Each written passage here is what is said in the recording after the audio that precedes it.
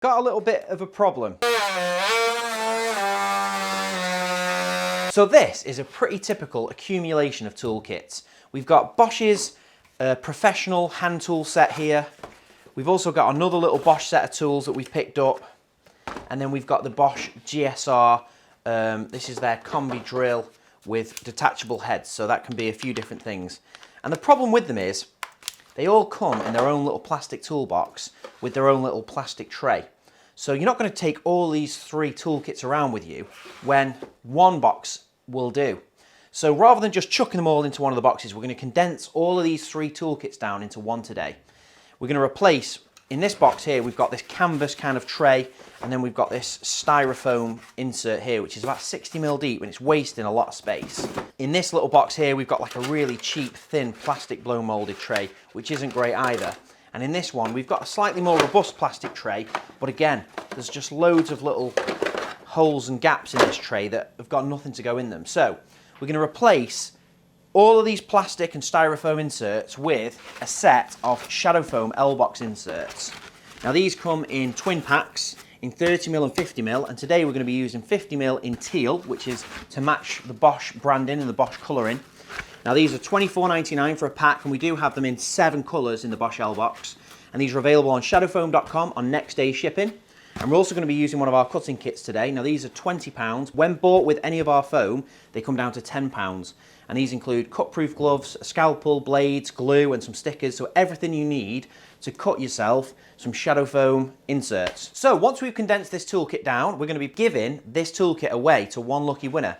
So if you want to know how to enter the competition to win this toolkit, make sure you keep watching. Don't skip to the end, because we're not going to be putting the details at the end of the video. They're going to be within this video. So stay tuned, but let's get started.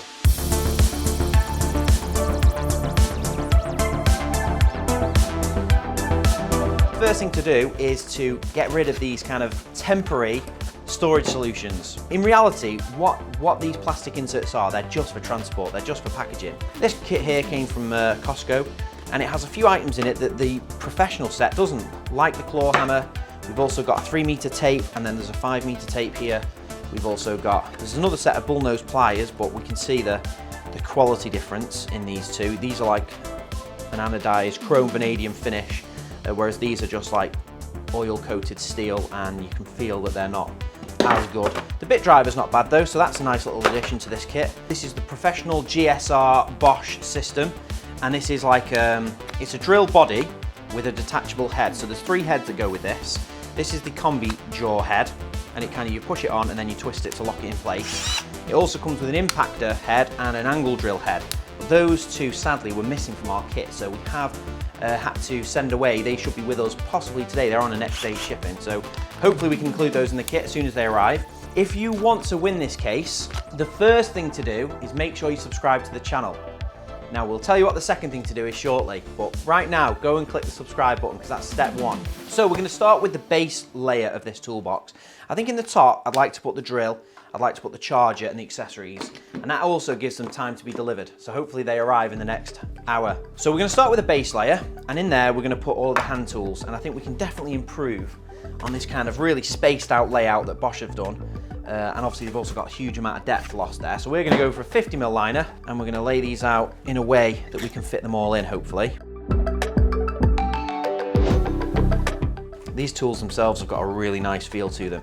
The screwdrivers have got like a through tang, so the metal goes through the handle. It's also got this kind of hex part to the end of the screwdriver shaft, which is also something you see on really good quality screwdrivers, because then you can use an adjustable spanner on it to really get some more torque if you're struggling to undo a screw.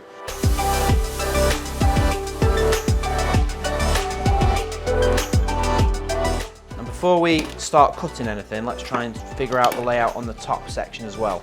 See if we can fit everything in here.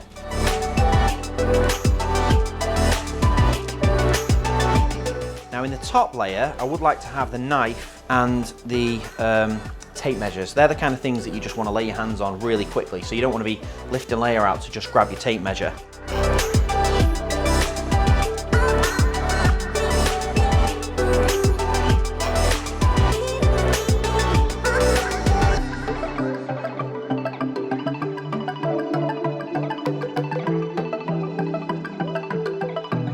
Right, so I think we've just about got there actually.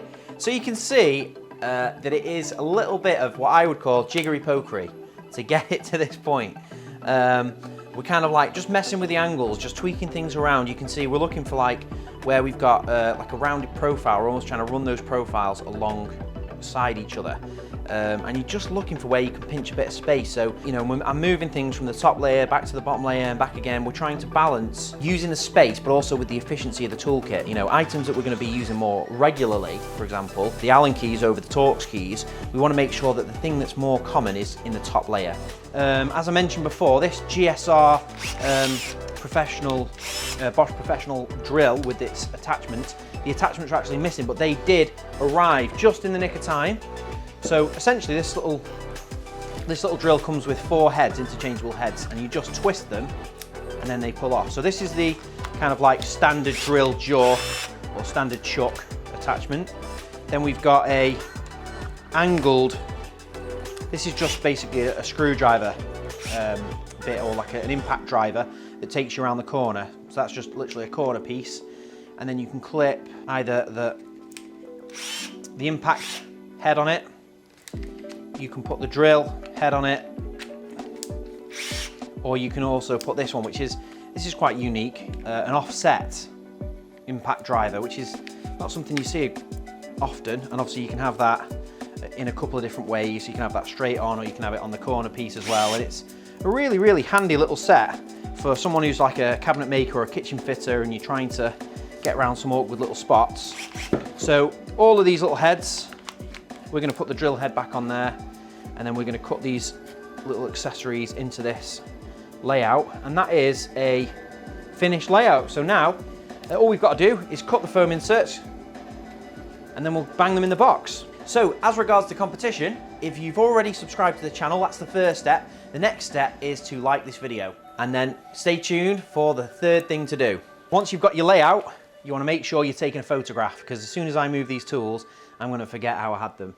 But we're going to start with the base layer, and all we want to do is get our scalpel and one of our blades, and we can just clip that onto the handle. And then before we start cutting, we want to make sure we've got our anti-cut gloves on. Another question we get quite a lot is, where do you start? Where do you start? We've come up with our layout, and the answer is anywhere, basically. For me, I would start in a corner, somewhere like this, where we're looking, you know, this set of hex keys has got 2 straight edges, so we may as well line that up nicely with the corner, and we'll start there. So all you want to do is lightly cut around. You want to put a little bit of pressure on the item so it doesn't move, firstly, and then you want to just lightly cut around the item. Now, the reason why we use scalpel handles and blades is because they are so thin, and you can get the item, you can get the blade itself right up next to the tool. If you use a craft knife, the actual body of the knife is sometimes up to 20 mil wide, so the blade itself is center of that, so you've got like a 10 mil offset. And what then you have to do is draw around the item with a pen, which it's an option. I mean, we have customers who outline all their tools with a pen, and that does work quite well. I mean, you can use a silver marker for that, but we tend to recommend just using the knife itself, because you don't end up with any marks or any staining on the item, and you can also get a really nice tight profile all the way around. Now, once you've done that, you want to make sure as well, while you're doing it, you're keeping the scalpel 90 degrees to the foam. You don't want to be cutting on an angle. You want to cut straight down, and once you've cut all the way around the profile, you then remove the item and you just go back around it and you just cut down. Now, for this base layer, we do want all of the tools sat deep into the foam, so the top of them is flush. So we want to end up with a flat surface with all of the tools recessed down into it. And to do that, we want to make sure that we're cutting down deep enough now. This is like 22 mil, I would reckon, about 22 mil thick. So we want to make sure we're cutting down about 25-30 mil into the foam to make sure we can peel back enough to get these Allen keys right down, sat below the surface. So once we've cut all the way around, we can take our gloves off, and you want to push your fingers down one end or the other to start with, and then just force the foam up towards you, peeling it away. Now that's taken out about 10 mil of foam, and we want to go back and take out about another 10 mil to make sure these Allen keys are sitting deep enough. Now you might find that in certain areas you've not quite cut deep enough down. Now if that happens, you can just leave it, stop peeling, get one of your cut-and-proof gloves on, and we can just go back and just cut it a little bit more. So I'll keep this hand out of the way, and we can just, I can see where it's not peeling there. I can just give it a couple more little cuts. Make sure that we're not going to tear it. If you tear it, you will end up with a scruffier finish, which we want to avoid. We want it to just peel on the lines that we've cut. And there we go. I must have just missed that one little corner. And that's perfect. You can see there, we were about 25mm into the foam there. So this tool should just drop nice in there. And that's sat below the surface. That's fab. So that's the first item done. Now we'll cut all of the screwdrivers and we'll cut all of this in a row, and then we can add a finger pull across.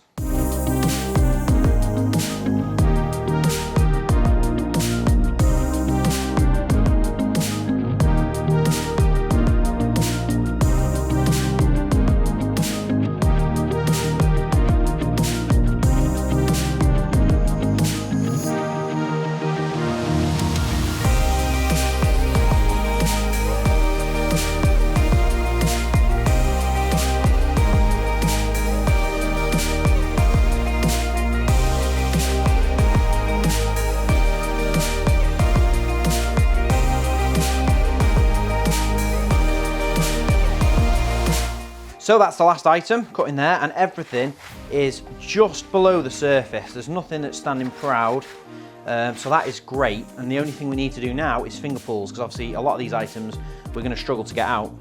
So there's two different techniques that we use when we're doing finger pulls. One is using a straight edge like this, and we'll just cut. So for example here, we're going to cut a line all the way across, which will look quite neat, and we'll probably go for it, I think in the middle potentially, or maybe down this end. Yeah, I think there would look quite good. And we'll take it all the way across for that spanner too. Then we'll cut a little circle for the tape measure. We'll cut a line across for these two, and we'll cut a line across for these two as well. So all we've got to do is take the tools out, and then we can cut our finger pull.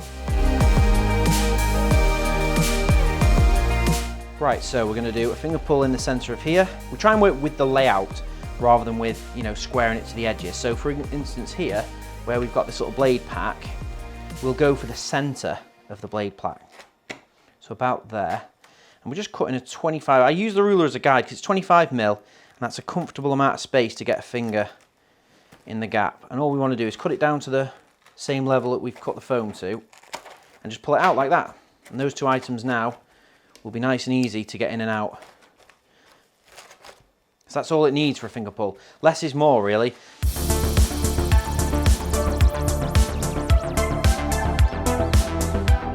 Brilliant, so that wraps up the base layer. And one of the other advantages of shadow foam is that you can leave little gaps and you can always come back to them. So we've got a little gap here, and there's nothing obvious that can go in that spot. But it might be that in the future we pick up maybe, you know, the first thing that comes to mind there is maybe a utility key. It'd actually be quite a good addition to this set. So one of the little cross keys you use to open like radiator covers and utility boxes and stuff. That would be quite handy there, it'd be quite small. Or maybe more blades or something else, and obviously we can always come back to it and add that into the kit. We've also got a little space here, we could add something, so that's great. I'm always happy to leave a few spaces, but overall, that is a really efficient liner. We've got everything flushed down in there. Everything is easy to get in and out. There's nothing that's going to be tricky. Even the tape measure, which is sat really deep in the foam, is really easy to get out. The blades, the hammer, let's have a look. Yeah, hammer also dead easy to get out. So I'm really happy with that. So let's chuck it in the case, and then we'll move on to the top layer, which is a little bit trickier again.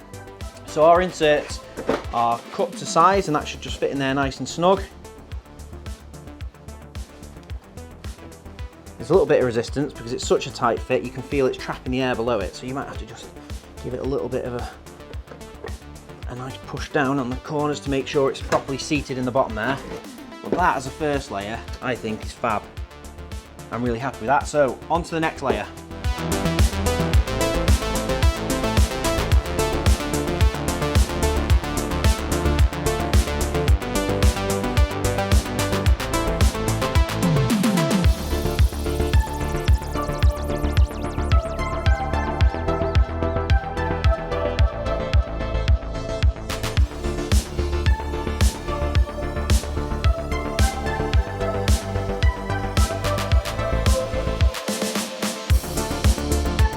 So that's the last item, and that is the finished insert. And again, we've got a really nice balanced layout there. We've got everything. We've got all the accessories that go with the drill. Right next to it, we've got the spare battery. Charger looks nice with the cable underneath it. We've got the bit set, which was like an addition from on top of this tool sets that we've condensed down. We've actually added the bit set as a bit of a bonus. That doesn't come with either of those tool kits, and that fits in there perfectly. And let's just see if the lid closes. Okay, so we've got a little bit of a problem. The lid doesn't quite close. We're not far off. We're only about 10 mil away from it closing comfortably. So we've got a couple of options.